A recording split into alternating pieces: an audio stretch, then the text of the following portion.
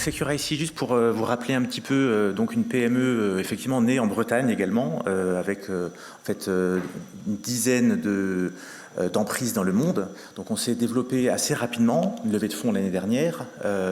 On a en fait fait l'acquisition de notre concurrent européen Silex Insight juste en fin d'année, là voilà, et on continue en fait un scale-up.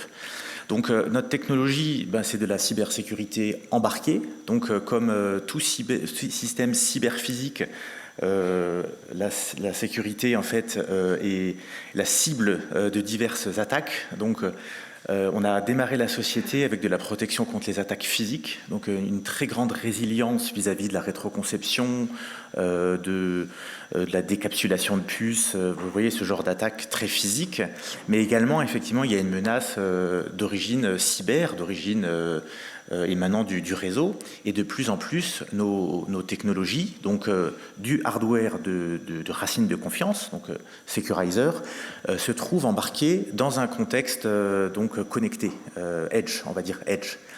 Voilà, c'est poser la question de contrer ces attaques-là, tout en permettant la tendance actuelle d'assurer du maintien en conditions de sécurité, c'est-à-dire la mise à jour des clés qui ont des crypto-périodes limitées, des logiciels qui ont des vulnérabilités et qu'il faut donc pouvoir patcher, voilà, tout au long du cycle de vie. Donc, vous voyez un peu devant nous ce défi, ce paradoxe, filtrer donc le réseau qui est une source, un vecteur d'attaque, d'accord, tout en fait l'ouvrant pour permettre ce maintien en conditions de sécurité. Donc on l'a adressé en fait via essentiellement deux technologies. Donc la première, ça a été pour nous de mettre de l'OS embarqué du risque 5 à l'intérieur de notre enclave. Et la deuxième, c'est de nous appuyer sur en fait un schéma de certification, plusieurs même, donc vous voyez tous les petits logos.